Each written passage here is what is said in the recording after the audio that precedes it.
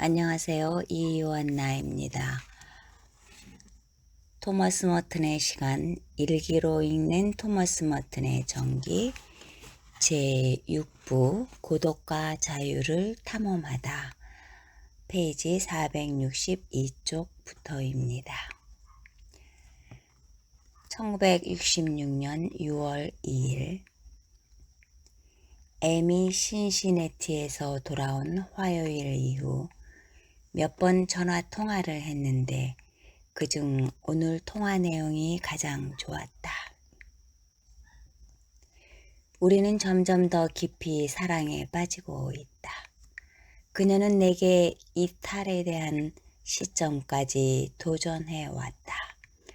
토요일에 전화로 그녀가 무척 외롭다고 말했을 때 나는 이탈에 대한 이야기를 했다.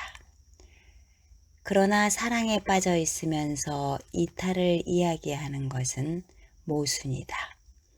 그렇지만 가벼운 충격이었다. 물론 나는 이탈의 경지에 있지 않고 그녀도 마찬가지다. 우리는 서로 깊이 애착한다. 내 본성이 애착을 거부하는 성향이기에 그것을 잘 안다. 그래서 오늘 전화 통화에서 나의 솔직한 심정을 말했다. 애착 때문에 나의 삶이 심각하게 바뀌었다는 것을 안다. 가볍게 넘길 수 없는 문제다. 우리 사랑이 오늘은 즐겁고 확실하고 분명히 말할 수 있다 하더라도 여전히 고통을 가두는 저수지 같다. 특히 나에게 그렇다. 그러나 지금은 어떻게 할 수 없다. 나는 그 고통, 위험, 불안정, 심지어 죄의식조차 받아들이려 한다. 근본적 죄를 짓지는 않았다 하더라도 어떤 경우에도 나 자신을 속이는 일이 없기를 바란다. 분명 내가 사랑하는 것은 사랑에서 오는 쾌락 때문이 아니다. 서로에 대한 헌신과 유대, 우리가 서로라고 말할 수 있는 사실 때문에 사랑한다. 나는 오래전 젊은 날에 빠졌던 사랑보다 훨씬 깊은 사랑에 빠져 있다. 나는 애매의 사랑에 비추어 오래전, 지금은 이름도 잊어버린 여자들에게 내가 어떤 사랑을 받았는지에 대해 처음으로 반추해 보았다. 어쨌든 나는 토요일에 루이빌에서 그녀를 만나려 한다. 1966년 6월 9일 그리스도의 성체 성혈 대축일 공동 집전으로 미사를 드렸다. 나는 연인이 있는 사제라는 것을 맑은 정신으로 의식하면서 사제들 가운데 서 있었다. 맹세코 우리는 나쁜 짓을 하지 않았다. 우리가 나쁜 짓은 하지 않았지만 사람들의 눈에는 나쁘게 보일 것이다. 하느님 앞에서 우리는 양심을 지켰고 우리 사랑은 올바르다고 생각한다. 그렇지만 그녀를 사랑하는 내용을 시로 표현하는 것이 합당한가? 아니면 노래 부르는 것이 합당한가? 1966년 6월 12일 어제 팔꿈치에 점액낭염 주사를 맞으러 루이빌에 갔다. 엠과 나는 짐 위걸의 사무실에서 만나기로 미리 약속을 했다. 우리는 거기서 샴페인을 마셨다. 수도원으로 돌아와 그녀에게 전화를 걸어 내가 이곳을 떠나 결혼해서 함께 살 수 있는 가능성이 있는지 등의 어리석은 이야기를 했다. 그러나 모두 터무니없는 어리석은 말이다.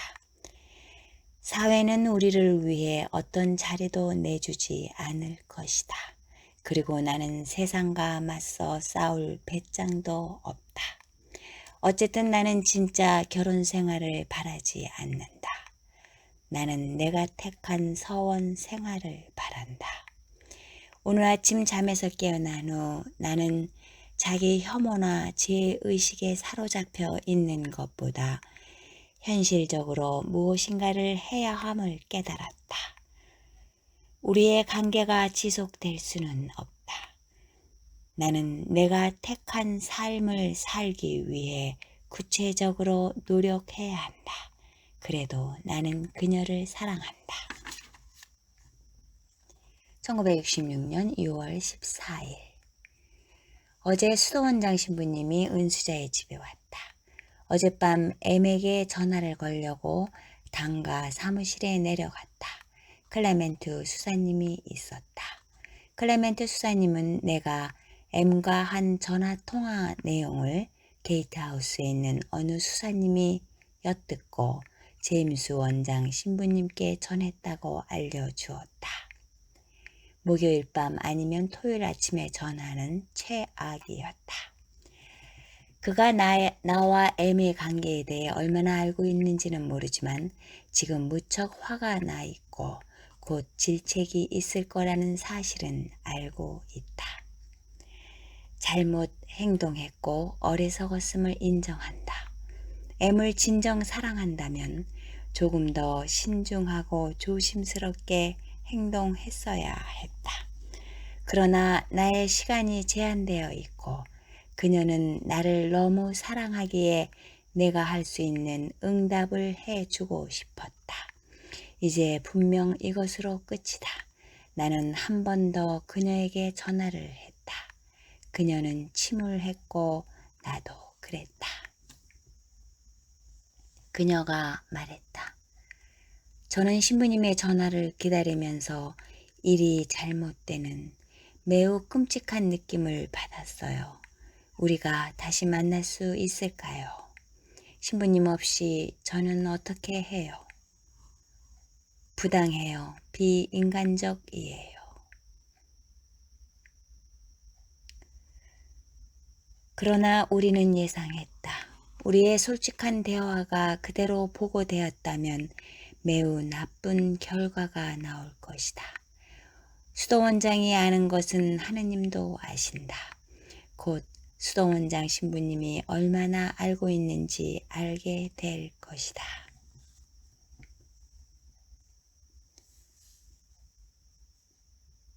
토요일 이후의 일을 돌아볼 때 어떤 경우든 영적 위험에 빠진 것이 틀림없다. 일이 잘못된 것이 틀림없다. 그런데 어떤 순간 모든 것이 차단되었다는 것은 섭니다. 오히려 그것이 파멸해서 구해줄지도 모른다. 토요일에 짐 위걸이 전화로 말했다. 신부님, 스스로 자신을 파멸로 몰아가지 않게 하세요. 그 당시 내 생각했던 것보다 그의 생각이 옳았다. 그 문제에 대해 그와 만날 수 있기를 바란다. 최선의 방법은 제임스 원장 신부님이 소환하기 전에 내가 먼저 그분을 만나 모든 것을 털어놓는 것이라고 생각했다. 전화 사건에 대해서만 나는 그렇게 했다. 그분은 친절했고 어느 정도 내 처지를 이해하려고 노력했다. 그분이 제시한 유일한 해결책은 당연히 완전히 관계를 청산하는 것이었다. 그분은 손수 M에게 편지를 쓰겠다고 했지만 거절했다. 그렇게 되면 비극이 생길 것이라고 했다. 그녀가 누구인지 그분이 알 필요가 없다고 생각했다. 그분은 내가 은수자의 집에서 혼자 지내면서 얼마나 외로웠는지 넌지시 말하면서 수도원 양호실에서 지내는 게 어떻겠느냐고 했다. 그러나 그 제안을 거절했다. 우리가 일치를 본 유일한 해결책은 내가 피정의 집에서 다시 종교 일치 운동회를 하는 것이었다. 그것이 나의 외로움을 치유할 수 있는 방법이 될 것이라고 했다. 사람들과의 건설적인 접촉은 유익한 것이라고 생각한다. 그분은 내가 은수 생활을 감당하기 힘들었고 그래서 쉽게 상처받을 수 있다고 생각해 종교 일치 운동을 하는 사람들, 개신교나 불교 등의 사람들과 만나는 일을 찬성하면서 기꺼이 허락했다.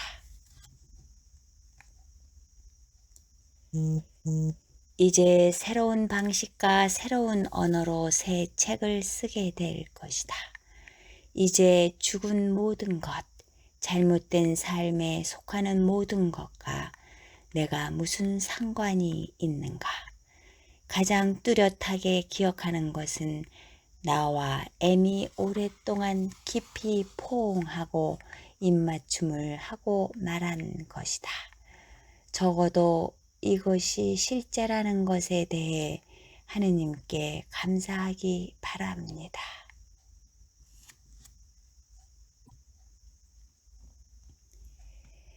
(1966년 6월 25일) 꿈을 꾸었다. 다른 여자 꿈이었다.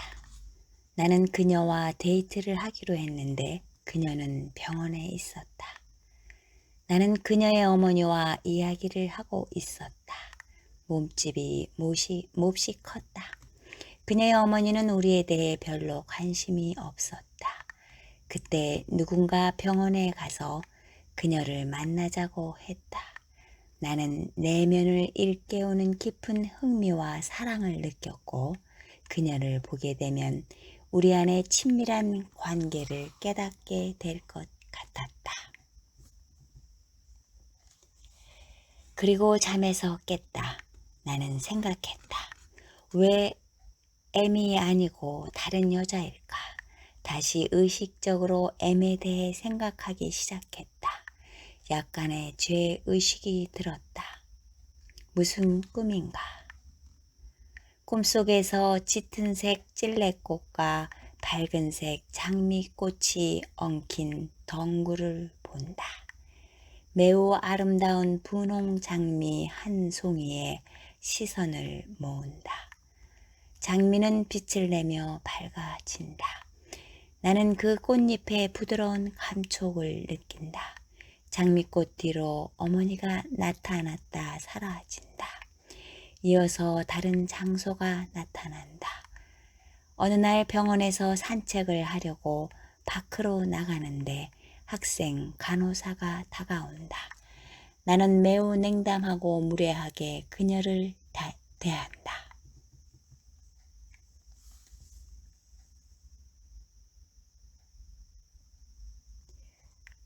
오늘 엑스레이 사진을 찍으러 간다. 수술을 받은 지 정확히 3달째다. 나는 M을 만나지 않을 것이다. 그러나 어쩌면 그녀가 의사 방으로 나를 찾아올지도 모른다. 그러면 나는 그녀에게 한여름의 일기를 주려고 한다. 책 한 권 분량으로 지난주 그녀를 위해 쓴 것이다.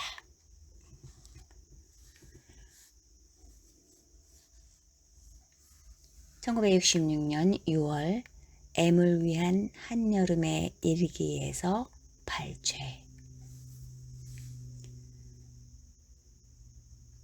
다시 어루만질 수 없는 것에 대한 설명이다.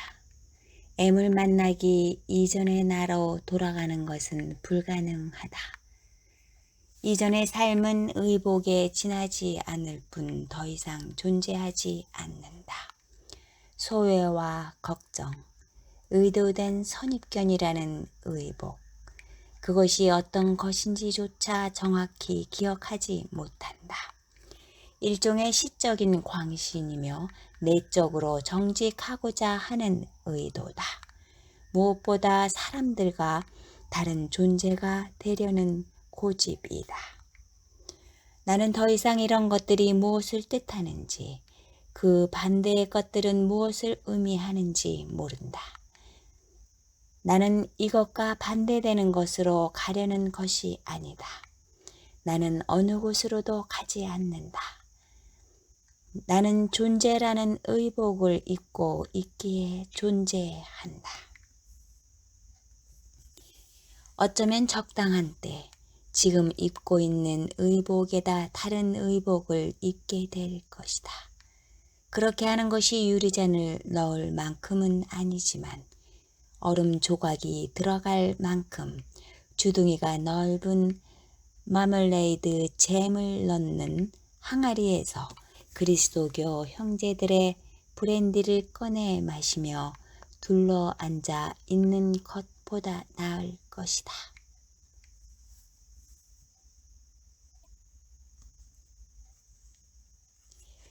내 안의 모든 사랑과 죽음은 조안 바에즈가 부른 은빛 단도라는 노래로 동시에 끝나게 된다. 밤낮 내 머리에서 그 생각을 지울 수 없다. 나는 그것에 사로잡혔다. 내 존재가 그것에 온전히 흠뻑 젖어들었다.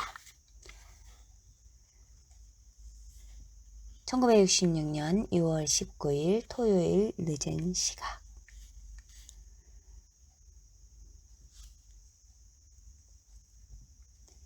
착하고 어린 수사처럼 8시에 잠자리에 들었지만 잠들지 못했다.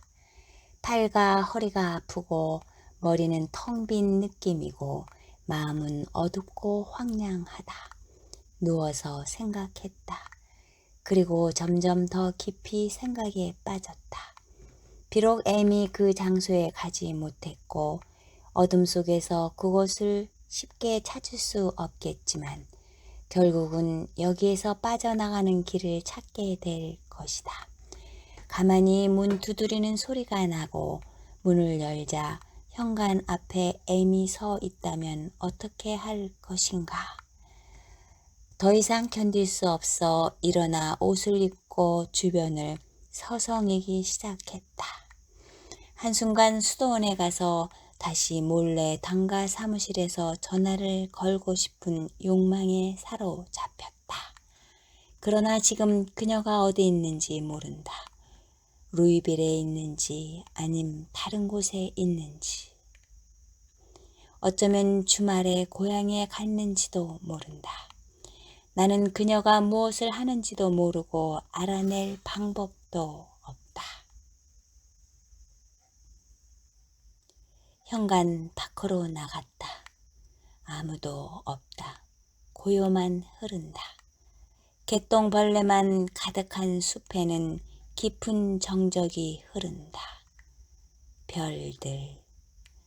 남쪽 하늘에 정갈 자리가 있다. 사자 자리에 1등 별이 붉은 눈을 반짝인다. 오로지 별들만 있다. 농장의 어느 집에도 불빛 하나 없다. 오직 개똥벌레와 별들과 정적뿐이다. 멀리 자동차 지나가는 소리가 들리더니 사라지고 더 깊은 정적 속에 잠긴다. 아무것도 없다. 아무것도 없다.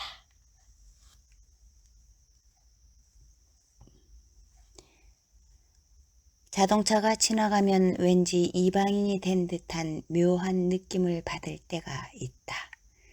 아무 이유 없이 어디론가 떠나고 싶은 충동을 느끼기도 한다. 아무 이유 없이 어디론가 떠나고 싶은 충동을 느끼기도 한다. 나는 이 별들 아래 완전히 수인이다. 아무것도 지니고 있지 않은 수인. 어쩌면 모든 것을 지니고 있는 수인. 현관에 앉아 있다. 모든 것을 합리화하고 싶지 않고 어떤 것도 설명하거나 토를 달고 싶지 않다. 다만 거기에 있는 것을 바라볼 뿐이다. 나는 거기에 있다. 개똥벌레들, 별들, 숲의 그림자, 어둠 속에서 희미하게 보이는 계곡, 그리고 아무것도 없다. 그녀가 나를 생각할까? 나를 사랑할까? 그녀의 마음이 어둠 속에서도 나에게 향하고 있을까? 나는 모른다. 지금은 늦은 시각이고 나는 잠들 수 없고 사방으로 개똥벌레가 날아다닌다는 것 이외에는 아무것도 아는 게 없다. 이것에 대해 시적 감흥을 일으키는 문장을 만들 수도 없다. 아무것도 없는 것을 시로 쓸 수는 없다. 그런데 이 아무것도 없는 무가 모든 것이 되는 것처럼 보인다. 남쪽 하늘을 바라본다. 아무런 이유 없이 모든 것이 완벽하다. 이유를 알 수 없지만 매우 평화로운 마음으로 다시 잠을 자러 침대로 돌아간다. 그 평화는 어떤 것으로도 설명할 수 없다. 이유도 근거도 논쟁도 가정도 없다. 어떤 가설도 없다. 다만 개똥벌레만 있을 뿐이다. 침대 옆에서 무릎을 꿇고 성탄 성화를 바라본다. 고요한 침실의 부드러운 불빛 그림자가 서가에 꽂힌 불교 서적 위로 아른거린다. 나는 그대에게 무엇인가를 말하고 싶지만 어떻게 시작해야 할지 모르겠다. 만일 내가 말하고 글을 쓰기 시작하면 모든 것이 혼동에 빠지게 될까봐 두렵다. 사실 어떤 말도 필요 없다. 네, 오늘은 페이지 469쪽까지였습니다. 안녕히 계세요.